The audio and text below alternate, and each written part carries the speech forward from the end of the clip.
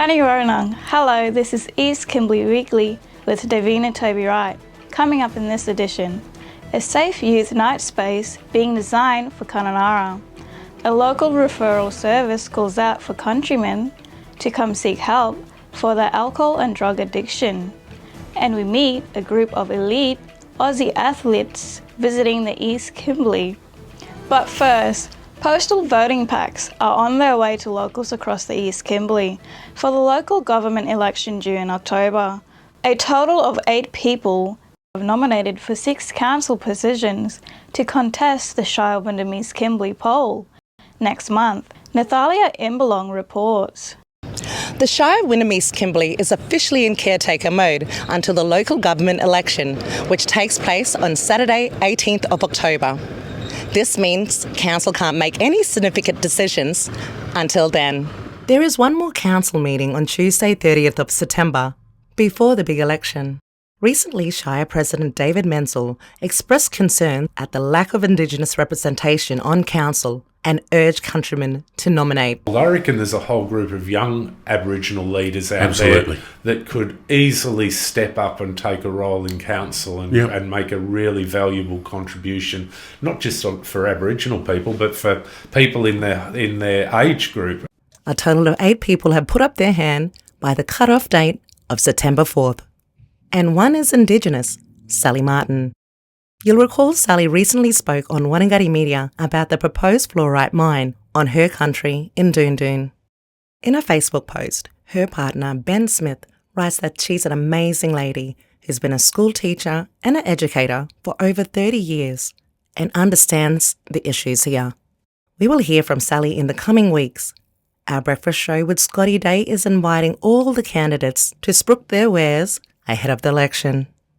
Speaking on Brekkie this week, Shire CEO Vernon Lawrence says postal voting packs are on their way to voters. 3,825 packages were posted on Friday of last week, so I expect them to be in post boxes during the course of this week, maybe early next week, and then the community can vote, and it's a preferential voting system, so pretty much like state and federal government. We've got six vacancies, so you in order of your preference 1 through 6, and you got there's instructions in the voting pack, so you put your voting slip in an envelope, you seal it, you sign, and then return it. So fairly simple process.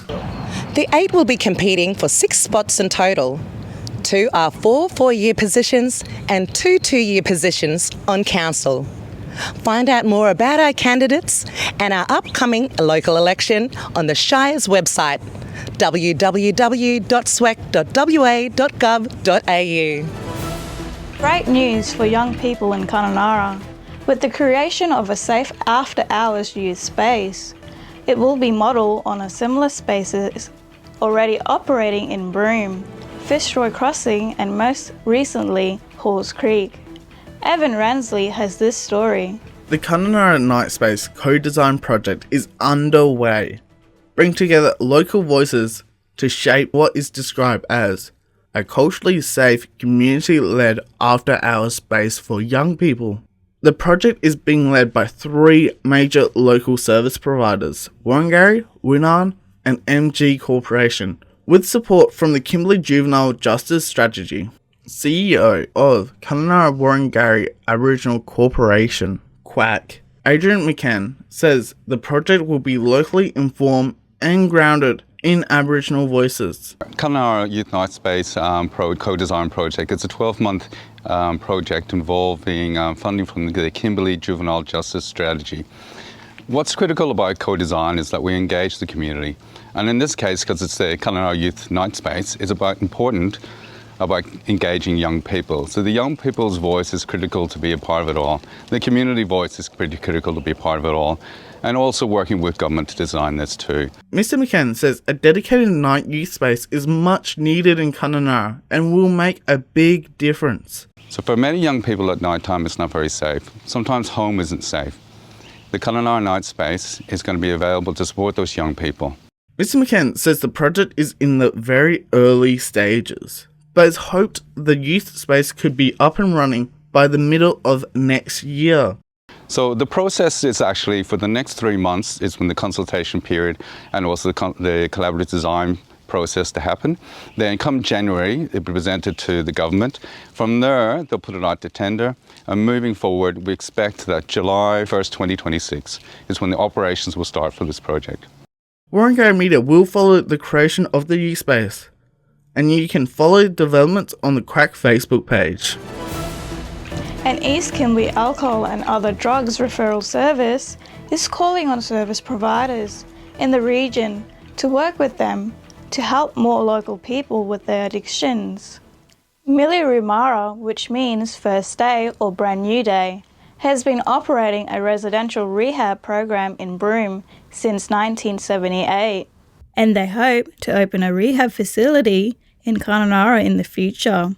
Currently, they only have a drop-in referral service office in Banksia Street in Kununurra.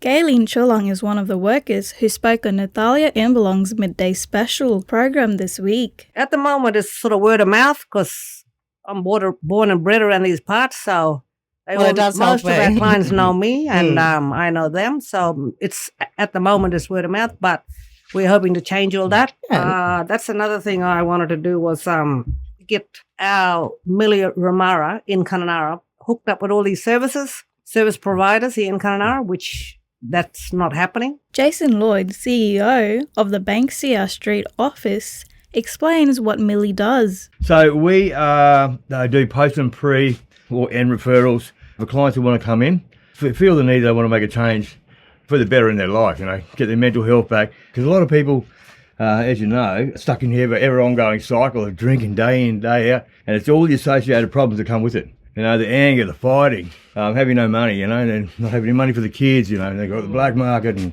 we're a place where people can just come in and talk, but they know it's a safe place as well, The Mili team say housing is a huge issue, and if that was fixed, there would be less people out looking for alcohol and drugs. Don't feel shame, if you've got an alcohol or drug problem, come in any time and see us. We're situated at 8 Banksia Street here in Kununurra, straight across from Coles there. Or even if you want to just come and have a yarn, you're more than welcome. If you or someone you know needs help with their alcohol or drug addiction, contact the Mili team on 08 91 691 493 or visit their Kununurra office at 8 Banksia Street.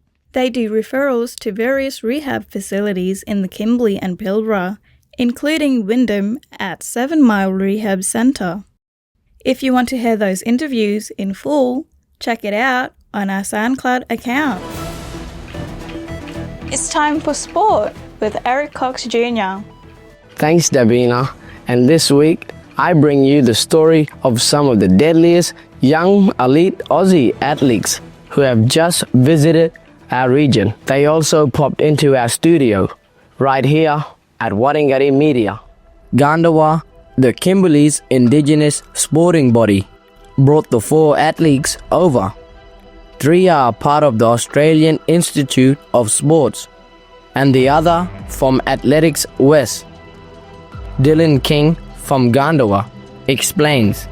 It was important for Gandawa to team up with these elite athletes and provide some positive role modelling with the sort of participants of the programs out in community, give them something a bit different and have some yarns with these athletes who are at the top of their game.